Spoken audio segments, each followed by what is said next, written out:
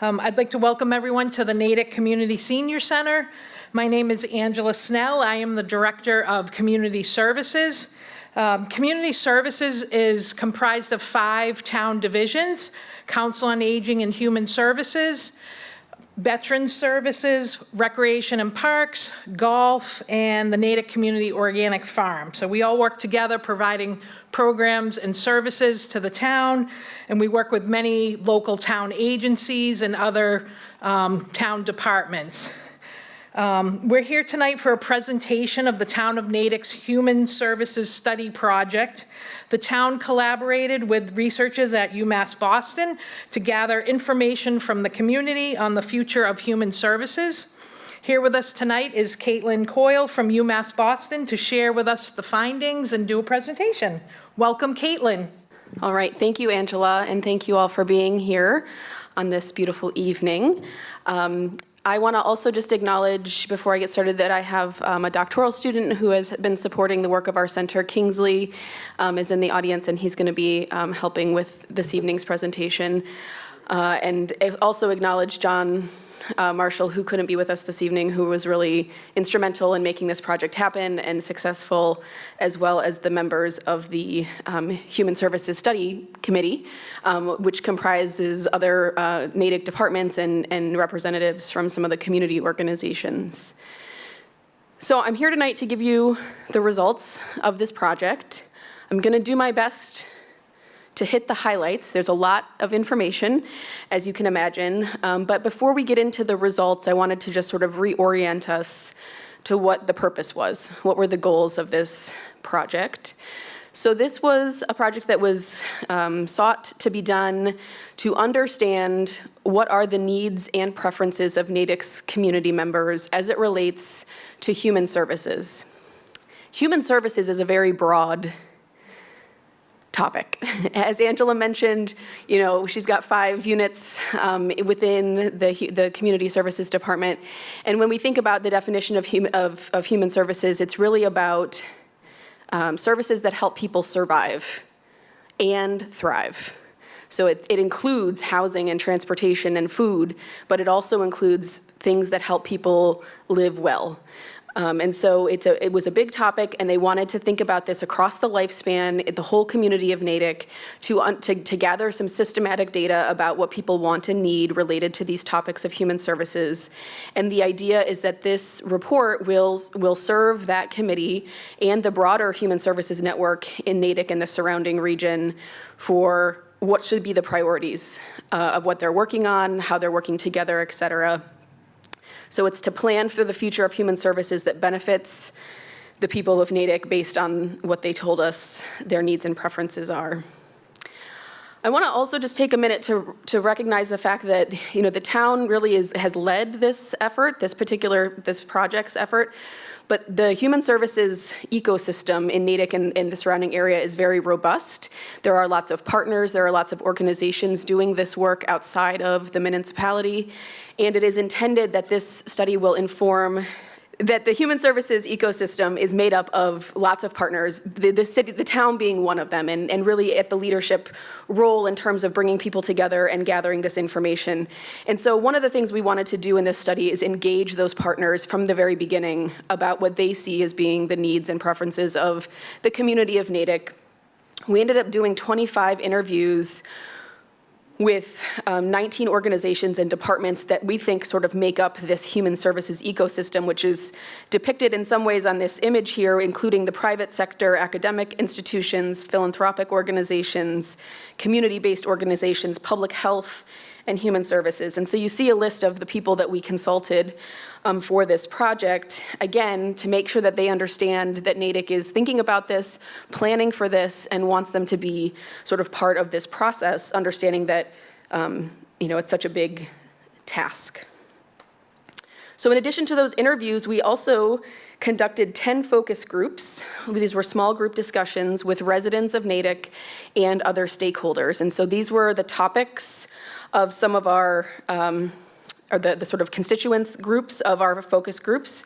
So we included after school, parents of children who participate in the after school programs, elementary age parents and guardians, family caregivers, older adults, clients of the Human Services Council, and 2 additional adult resident groups of varying ages.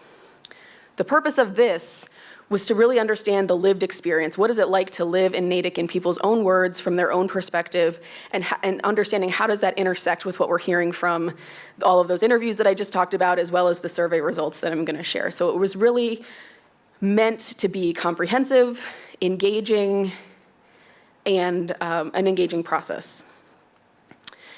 So we also did the survey, which I'll talk a lot about this evening, where we had 2,236 responses to the survey that was designed with this sort of framework in mind. So we took the approach, so if we want to ask people about human services, and we know human services is this big topic, we tried to put some parameters around what are the subtopics within human services, and then drilling down from there, what are some of the more specific things that we might want to know about related to those topics. And so this is just giving you this idea of sort of how we structured. When we think about human services, we think about economic stability, so people's ability to make ends meet. It also includes sort of the physical environment, which means includes housing, transportation, outdoor spaces. It includes education, both access to it and the quality of it. It includes access to health and human services, so things like the health systems, social safety net programs, et cetera. So it's not just do those things exist, but what are people's barriers to access?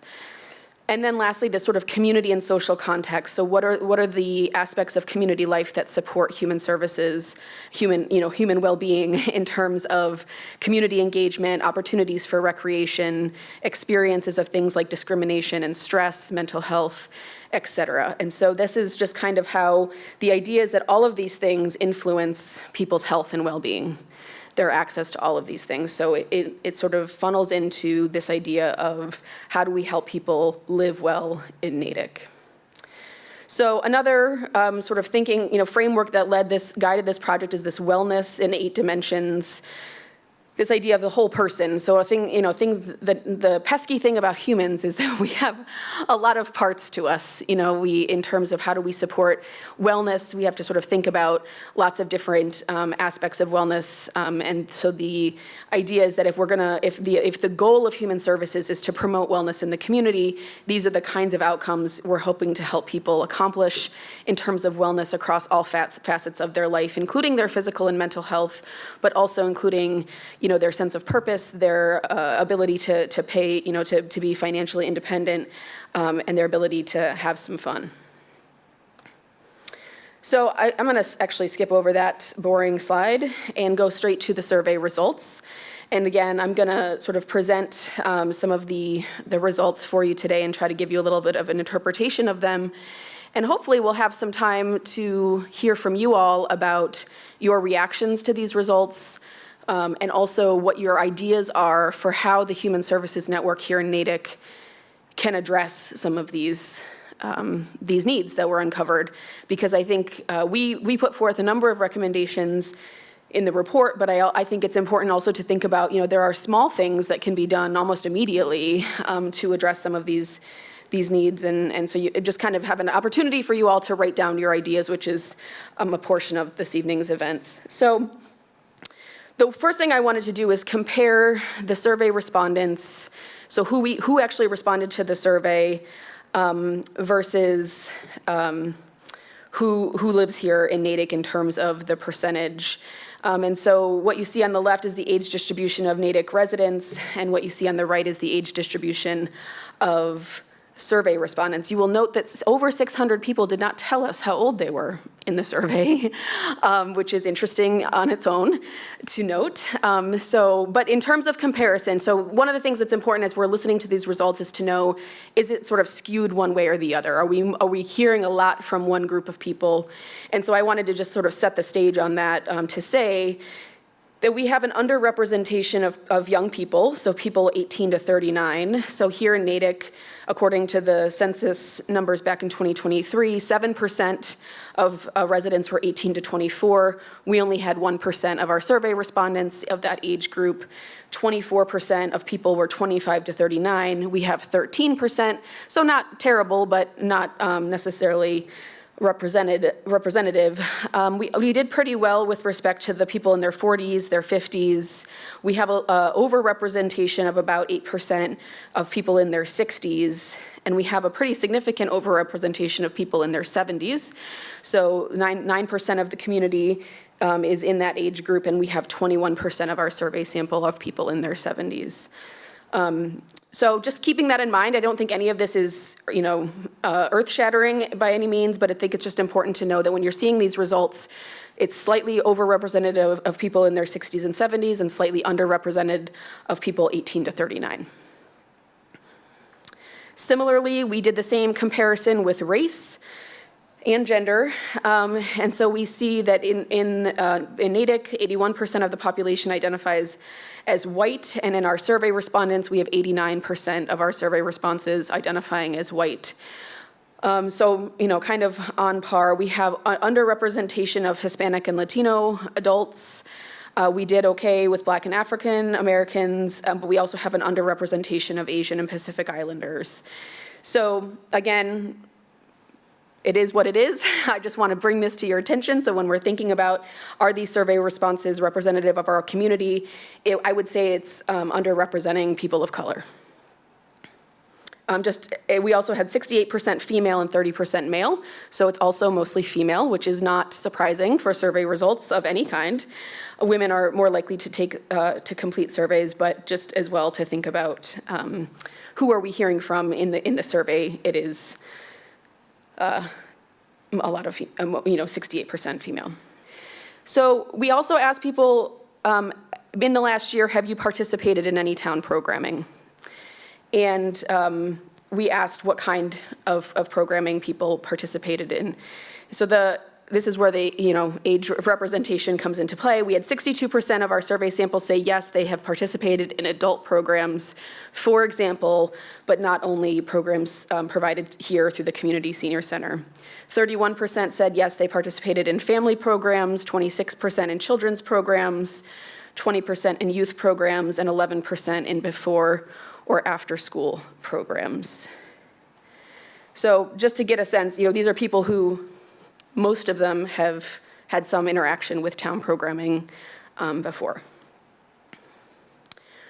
We asked how long they've been in Natick. This pie chart here that's very colorful shows that about 14% of the sample have been in Natick less than 5 years, so relative newcomers to the community. And the bright yellow there, the 27%, is people who've been here for 35 years or more. So that's likely where many of the senior community shows up in this population. And then the bright blue 24% is people who've been here about 5 to 14 years. So I would say this is actually kind of a decent, it's a pretty balanced pie with respect to, we're not hearing entirely from people who've been here forever. There's been sort of a mix. We asked if people plan to stay in Natick. And we gave them the options of, I'm going to stay in my current home, I'm going to stay in Natick but move to a different home, or I'm going to leave Natick entirely, and this is by age. So perhaps not surprisingly, folks on the younger side, so people 18 to 39, had the highest rates of saying, no, I plan to leave. 13% of them said, no, I plan to move out of Natick in the next 5 years, or I plan to move into a different home within Natick.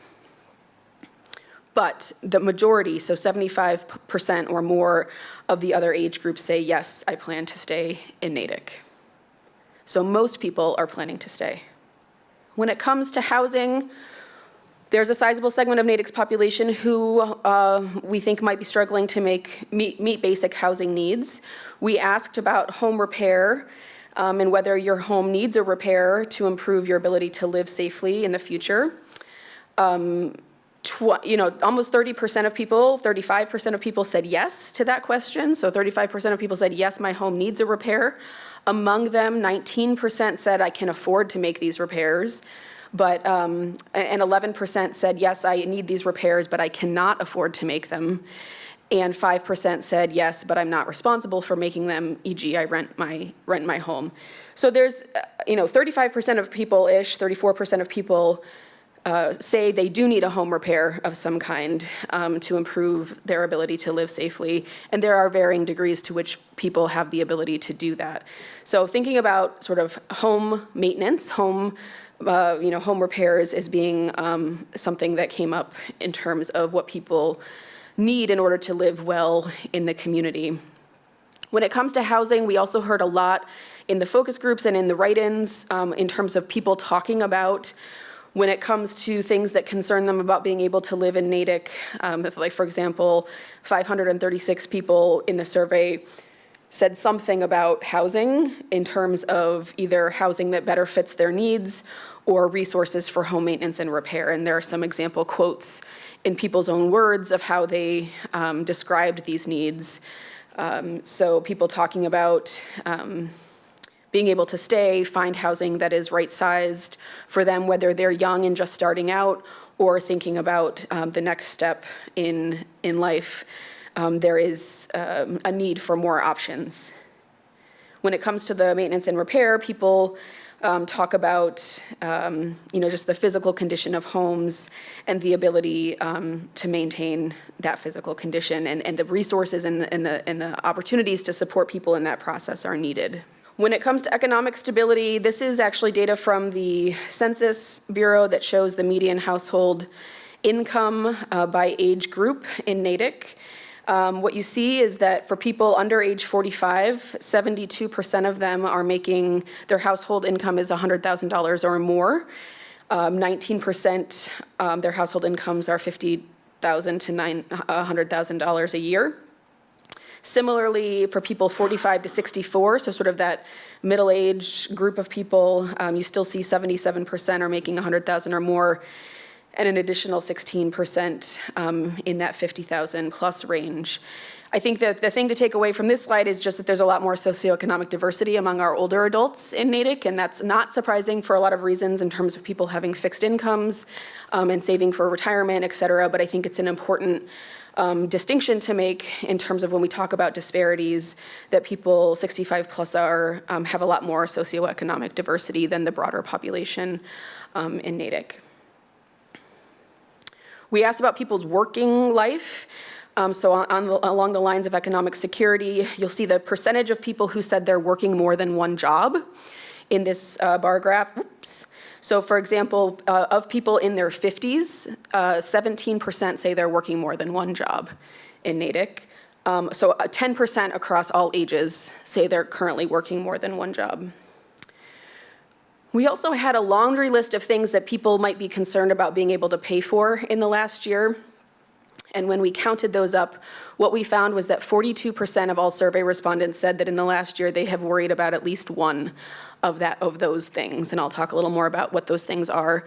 And then you see the age groups. And I think it's interesting that in that 18 to 39-year-old group, over half are saying that they're worried about being able to pay for basic things. So I just got done talking about the disparity on age of income when it comes to older adults. Here's our update. But it's also true for young people that they're struggling and worried about being able to make ends meet. Well, while we're waiting for this, is anybody surprised by anything they've heard yet this evening? Or interested in anything they've heard so far? Grace? Or dismayed to hear that those in the 50 to 59 age group are working more than one job, and probably part-time jobs because they can't find full-time positions at that age. Yes. Yeah, that is surprising. Yeah, and this last point that I was making right before the update happened is that, people in that 18 to 39-year-old group, over half of them said that in the last year they've worried about being able to pay for something that was sort of basic needs. And I think that that's another theme that we heard throughout the project, is this sort of bookends of life struggle in terms of when it comes to housing, for example. We heard just as much about housing from older adults as we did from young people who are trying to find their way, and the same thing with financial security, and even around mental health and stress. We heard similar things, so I think that there is something to that. And also, the study was done 2 years ago before all of the most recent difficulties with the economy. So even at that point in time, people are still concerned. Yes. Yes.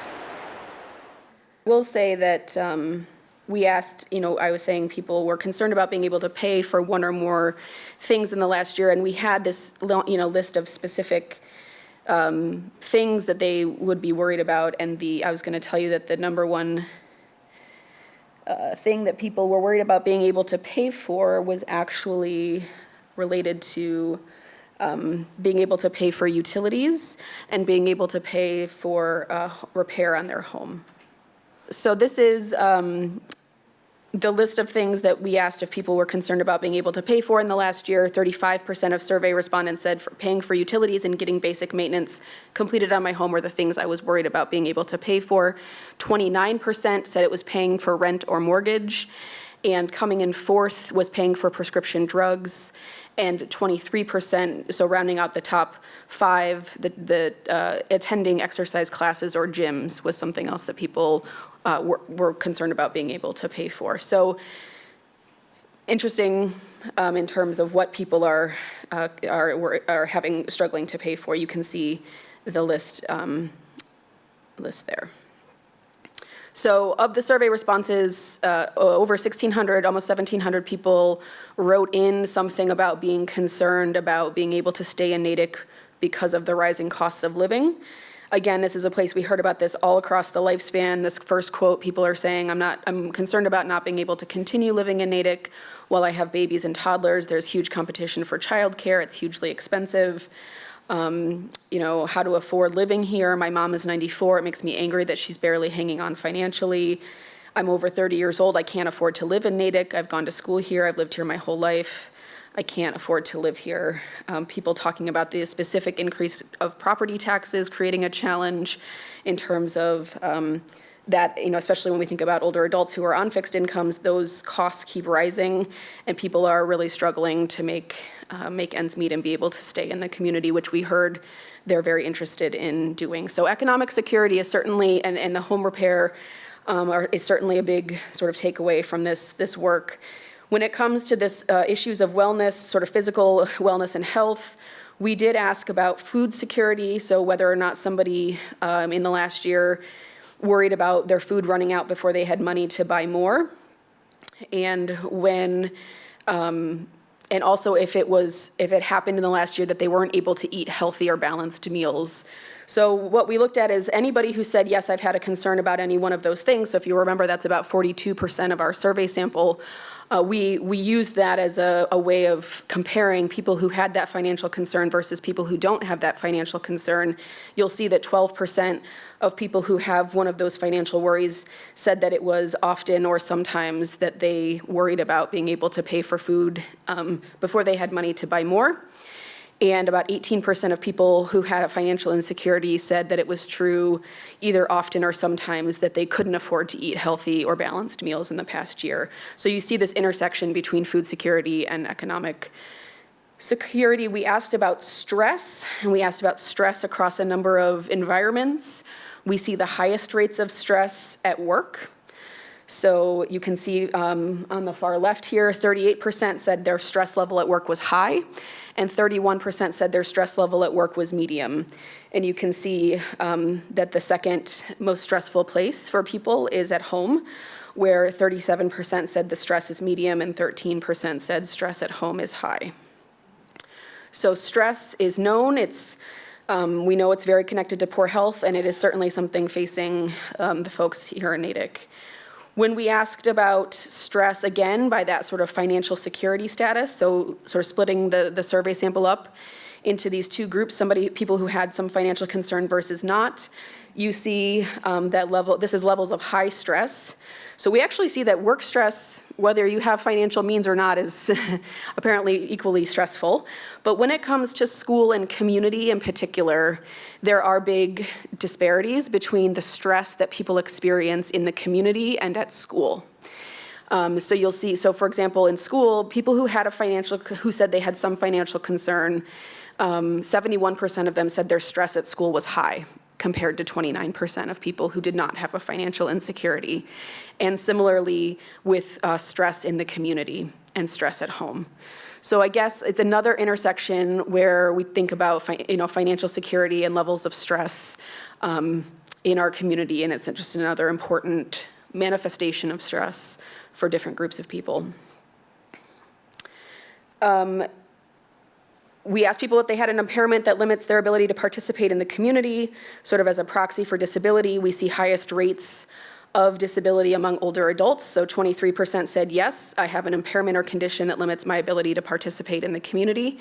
This is important, I think, to think about physical spaces and inclusion, and is our community accessible for people who may struggle physically with some type of an impairment. We asked about caregiving, and 44% of all survey respondents said that they are now currently or in recent years providing care to someone who is disabled or frail. These rates are highest in people in middle age, 50 to 59 and 60 to 69, where over half of them said, yes, I have been a caregiver in recent times. The main reasons for needing care were mobility impairments. So we asked them, what was the reason why you had to provide the care? For 41% of caregivers, it was mobility. But coming in second, which was a little surprising to me, is that 38% of people are caring for someone with a psychological condition, so anxiety or depression. So again, when we think about caregivers, we might not always think about people who are providing care to someone who has a psychological condition. And then 32% are caring for someone with Alzheimer's or dementia, which is also a very specific experience when it comes to providing care. We asked them to tell us about how difficult that was for them, and asked if any parts of their life had deteriorated as a result of this care. 37% of caregivers said, my mental health has deteriorated because of providing this care, and 34% said my social life has deteriorated from this care. So taking a toll on people mentally and socially. We asked about substance misuse and suicide. So the way we asked about this was, have you yourself or someone in your friends, someone you care about, friends or family, been affected by?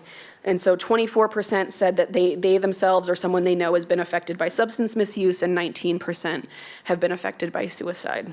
We asked about driving and whether people currently drive with no limitations, or whether they sort of modify their driving in some way. And you actually see this sort of interesting pattern where the young people, so 18 to 39-year-olds, about 10% of them say, I don't drive at all, or I limit my driving in some way. And that kind of shrinks down in midlife, and then you see it grow again. So for example, 12% of people in their 60s say, I don't drive at all, or I modify my driving in some way, like I don't drive at night anymore, or I don't drive out of town. And 25% of people 70 and older do one of these things. So when we think about transportation as a need, I think it's interesting to think about people in that middle group. So they haven't stopped driving, but they are limiting their driving. They are changing their driving behavior in some way to make it more safe. That seems to be a group that is interesting to think about when it comes to transportation needs.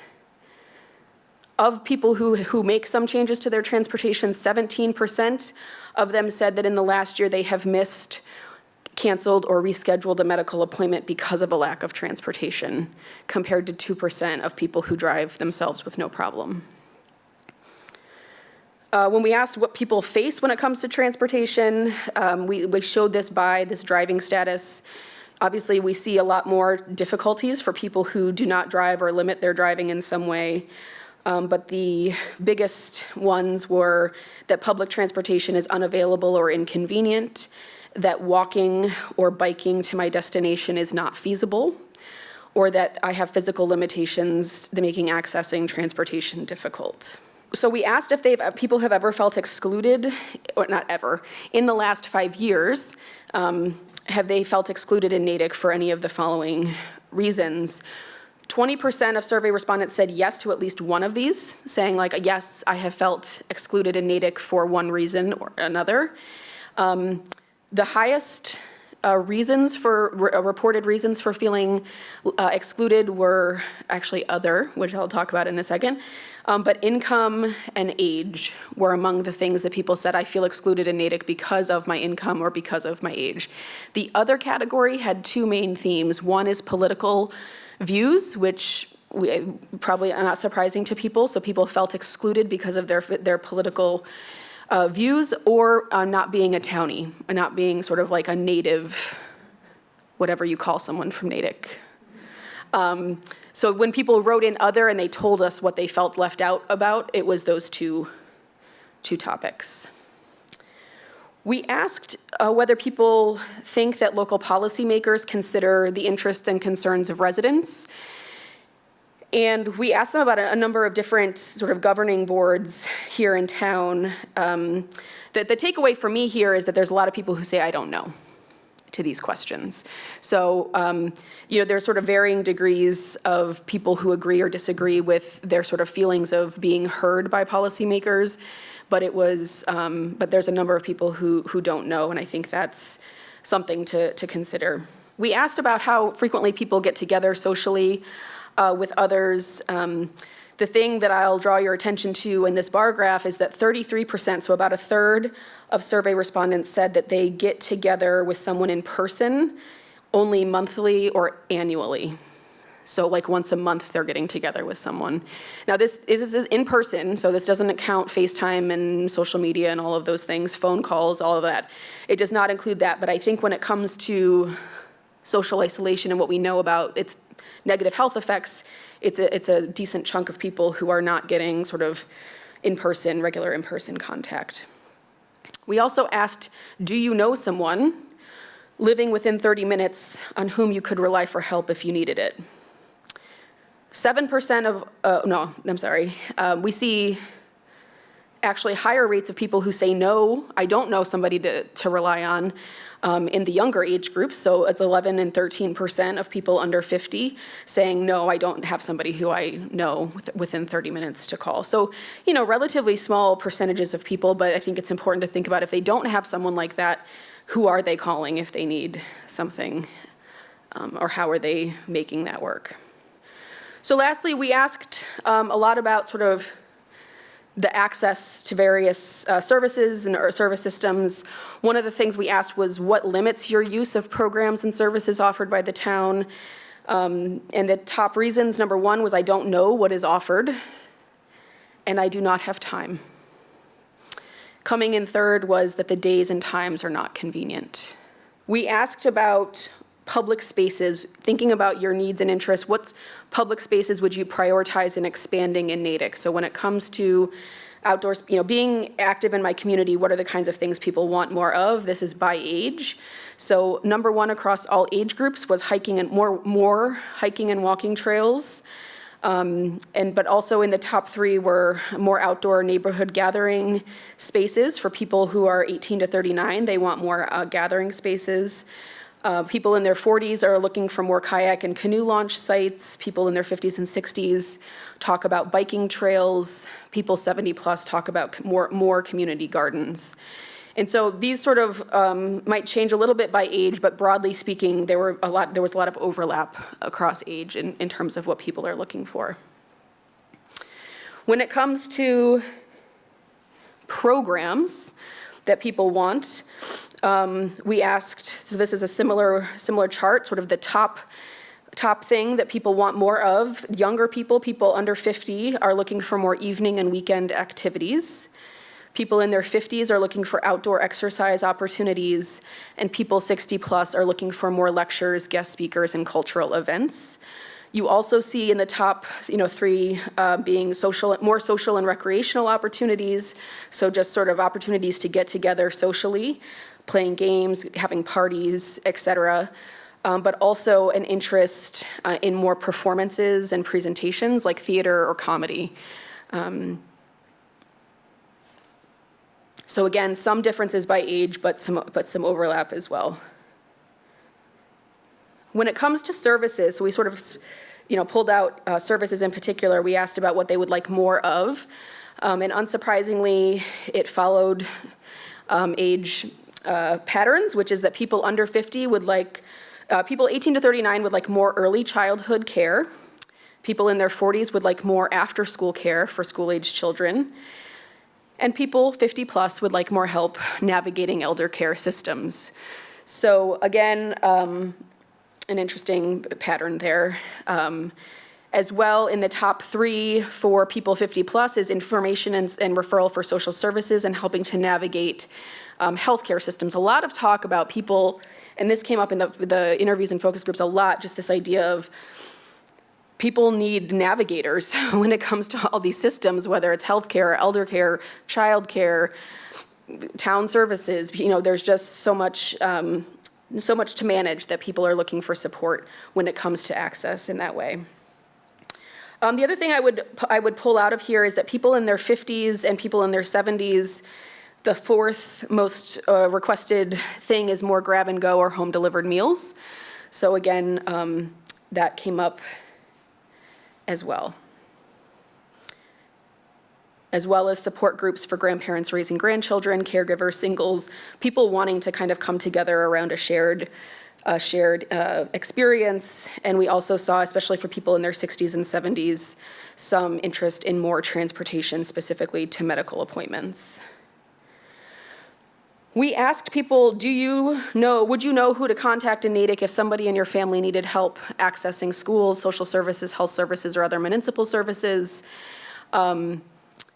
This is people who said no, and it is by how long they've been in Natick.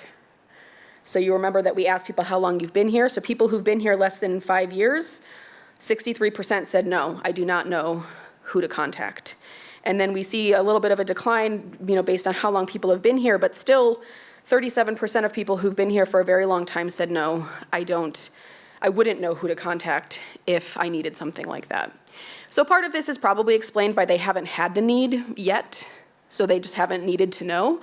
But I just think it's important to think that a lot of people, significant share of people, are unsure who to call. So that is sort of the very quick version of some of the key findings that we learned in this project. I'm going to talk a little bit about recommendations. I'm not going to read these to you, but these are just sort of based on what we learned, what we suggest that the Human Service Network think about next. And I'm going to ask you to be thinking as I'm kind of highlighting these recommendations for what, if you have better ideas or more interesting creative ideas or things that you have seen or heard about locally that you want to contribute to this process. So this is sort of, once I go through the recommendations, I'll invite people. You'll see there's some big sticky notes located around the room that are sort of by topic. And I'm going to invite you all to do 2 things at those stations. One is to write down, or have there'll be people helping, but write down what your ideas are. So when you think about these issues of stress and financial security and food security and what kinds of programs people want in outdoor spaces, sort of what do you think would contribute, or what do you think that human services should be working on when it comes to addressing these needs? So that's one thing, is just tell us your ideas. They don't have to be pretty, they don't have to be practical, they don't have to be paid for. This is really just a sort of a last opportunity for the community to give some ideas based on these needs. And the second thing I'll ask you to do is, I think Kingsley's going to pass out some stickers. Everybody will get 3 stickers, and you can use those 3 stickers to tell us what you think is the thing that Human Services should be working on first. So we recognize all of these things are very important, and so we're not asking you to say, well, something's more important than the other, but when it comes to the network of human services working together, what are the issues that you think they should be pursuing first? So you can put all 3 of those stickers on one topic. You can separate them out across 3 topics. You can do 2 in 1. It's completely up to you. But that will help us get a sense of sort of where to start the conversation, okay? So be thinking about that as I'm sharing some of these ideas. So the first topic is housing and economic security. So we talked about ways to try to think of home repair funds, how to connect people with handymen or funds to do these home repairs. We also thinking about existing programs for children in the schools, to think about we're really thinking about working families. This idea of stress and working multiple jobs is a need that sort of emerged, and so thinking about how do we support working families in other ways. Property tax relief programs, talking about help with, what do we do to help people with utilities, promoting housing safety programs, again, this idea of people being able to physically maintain their homes and stay safe in their homes. So these were just some of the ideas that we laid out as it relates to housing and economic security. When it comes to sort of the physical environment, we talked about, convening the outdoor recreation committees to think about specific outdoor recreation programs, so sort of the kind of subset of recreation programs. Completing a walk audit, I was interested that people who limit their driving in some way, one of the challenges they faced was feeling like the places they want to go are walkable. And so thinking about, is there a way to identify ways to make destinations in Natick more walkable?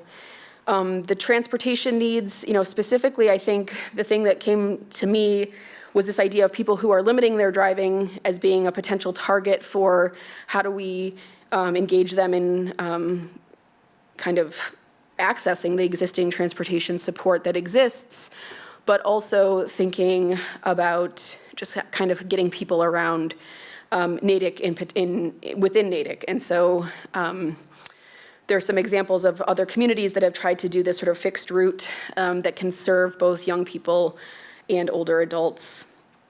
And then in terms of outdoor engagement, we heard people want sort of places to get together outside. And so just sort of thinking about whether it's these sort of chat benches that invite people to sit and have a conversation, or sheltered seating, or outdoor fitness equipment, et cetera. When it comes to social connections, we have this idea, this whole sort of bucket of trying to create more equity and making people feel included in Natick regardless of their income, their age, their political affiliation. And so that's an ongoing pursuit that Natick has been pursuing. So just kind of giving some ideas about how to further pursue those things. Multi-generational opportunities. So again, we heard a lot about, I mean, maybe it's because I'm a gerontologist, but I was really drawn to the sort of lifespan connections that I saw in the data in terms of, the ways that young people are struggling and older adults are struggling, and thinking about how can we bring people together across generations. And then just sort of thinking about how do we get more people to come to the community senior center in terms of targeted programming and making sure people know that all are welcome here and that kind of thing. When it comes to wellness, obviously we heard a lot about stress. We heard about food access, so thinking about ways to make those things, stress management and food, more widely, sort of removing barriers and trying to remove stigma related to participating in some of these programs, as well as thinking about creating sort of funding opportunities for people to work together across organizations to foster collaborations to sort of to help make some of these things, meaning that it doesn't have to be the town that does this, but really how do we work together to make things happen in the community. We heard talking about local recovery resources and reducing stigma around substance misuse. In particular, we heard a lot about that from the interviews and focus groups about this idea that there are people struggling with substance use that aren't necessarily connected to resources. And then expanding access to caregiver respite to address the family caregiving need. And so thinking about on-site respite, there's varying versions of on-site respite or companion respite where somebody just gets a break from caring for their person either while they're here at the center or somewhere else in the community where there's somebody who can be with their loved one. When it comes to the community services network, we heard quite a lot about this sort of no wrong door system, this idea that there's lots of things going on in the region and in the town, but it's fragmented and people who have need don't really know where to start. They don't know how to access the systems, the services, So talking about figuring out ways to sort of centralize, maybe trying to create a more centralized network where some of the administrative tasks can be centralized, and maybe opening up the opportunity to work together to do some more programming. We talked about this, again, working families, thinking about a family policy council that can sort of be focused on this issue of how do we work collaboratively to support families. There's definitely the limited supply of after-school programming, so thinking about different models that we know about in terms of fostering more opportunities in Natick for after-school programs. And then, again, just another version of sort of a family resource center that can sort of operate as this entry point for parents and children who might need supports. So with that, I will give us a minute to debrief. If anybody has any questions for me about anything I've presented or any questions about the process, I'm happy to take those now. And then I'm going to sort of turn us loose to go around there's 6 sticky notes, and I would invite everyone to visit each one and just think about, are there any ideas that you have for making human services work better in Natick before we part ways this evening. Any questions or comments? Yes. I just found it interesting, the 2 groups that identified having more grab and go and home delivered meals was the age group of 50 to 59 and then the 70 and plus. So I'm guessing those were the caregivers of those. Well, it's very possible. It also struck me that group has the highest rates of caregiving and working 2 jobs. And so I think that's the other, yes, I think that was one of my takeaways from this, is that people are struggling financially and with stress no matter how old they are, which maybe we all knew already, but I think the data really support that in this project. Was there somebody else who had a question or a thought over here? Okay. Well, there are some snacks in the back, some water. We have a little bit of time left. If you wouldn't mind visiting each of the stations before you leave, write down if you have any ideas or suggestions, and make sure to tell us what you think is sort of the thing we should be working on first. So again, it's not what's most important, because we know everything's important, but trying to give the group some direction in terms of where they're going to start. Yes, sir. A little late for a question, I guess, but so where does it go from here now? Are you advising the select board, or what's going to make this happen? Yes, good question. So as Angela, well, I don't know if Angela mentioned it or if I mentioned it, but the town of Natick has a human services working group that have been tasked with thinking about how do we improve human services in Natick, and how do we better coordinate with the whole network of human services provider. So recognizing that it's not just the town's responsibility to provide all of these things, but how can they support the organizations that are providing all of these different services. And so this report is being delivered to them as a working group that will be planning for where are they going to start, and what that looks like is a little bit yet to be determined, but I think it's going to involve a lot of partnerships, probably a lot of pilot testing of ideas. So this report is meant to inform a working group. And were you guys appointed by I don't know if it's just a working group. Yeah, it's the administrators, department heads. So it's not necessarily appointed by the select board, but these are people who work for the town who have an interest in human services. As a follow-up to that, then, are there many towns who have had this study done, or are we unique? You are unique in some ways. So a lot of towns tackle this from different sort of topical perspectives. So they might come at it from, we're really interested in knowing about our senior population, or we're really interested in knowing about what's going on with our youth, or we're really interested in substance misuse. So they sort of take it in these sort of smaller focus areas. Natick was unique in that when they came to us, they were really thinking, we want to be innovative. We want to be thinking about not siloing ourselves and really thinking about, we recognize we already have a pretty robust network of nonprofits and stuff in the area. And so what role can the town play in supporting this network so that people have access to all of the things that it provides? So I would say that many towns are doing studies like this, but Natick was unique to me, in my perspective, from kind of taking it all on and saying, we really want to think outside the box with this and think about how can we not just think about seniors versus young people or one topic versus another. Good questions. Angela? If you could mention the full report is Oh, on yes. the town website. The full report is on the town website. It is very long. But you can access it there. Project Human Service Study. Project Human Service Study. If you search that on the town website. Yep, you'll find the report on the website there.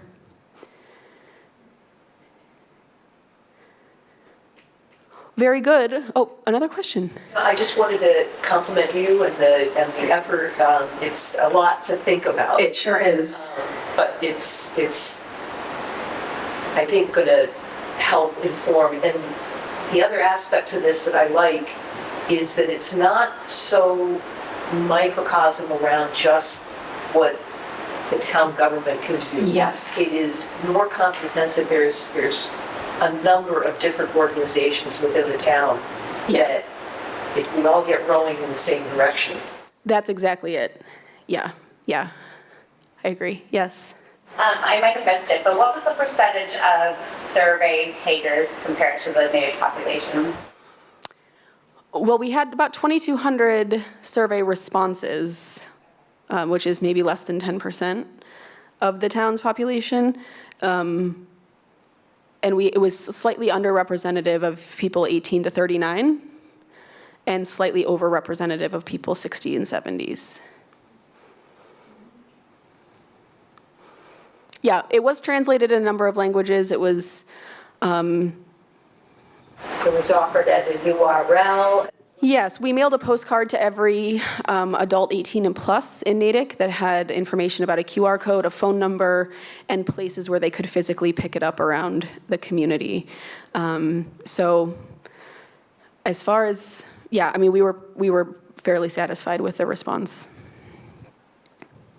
Yes. One of the things you mentioned that surprised me about the people who are responding, Yeah. because I think 2 out of the 3 top desires was better kayaking and better hiking. And we have one of the better rail trails around. Yes, we do. We have Kitchewick. Yep. So I don't know who these people Well, they want more of it, I think it was, to me, that was interesting too. And I think it was people who really value that stuff saying, we just want more of that. This is what we love about our community and we want more of that, is sort of one of the ways I interpreted that. Yes. Well, I think that goes to the, we don't know, we haven't. Uh-huh. Yes. We don't know, we have it. Yeah, the information, that is not unique to Natick, as you can imagine. I do this work all over the state, and no matter how small the town or big the city, this issue of I don't come because I don't know about it seems to emerge. And I think that that's an interesting thing to think about in our current, I'm overwhelmed with my email, I'm overwhelmed with my phone. So the best way to get me to come to something is to knock on my door and invite me to come with you. And if you drive, even better. And I think, so anyway, thinking about how we deal with that issue is complicated. We'll come live in your community. That's great. You can get, yeah. All right, well, thank you guys for, oh, sorry. No, just tagging on to what you said, the personal invite. Yeah, huge. Somehow we've got to figure that out, because without that person-to-person, eyeball-to-eyeball outreach, it doesn't happen. Yeah. I would agree with that. All right, well, before you leave, if you don't mind visiting a station, using your stickers however you would like, helping yourself to a snack, and then you're free to leave. Thank you.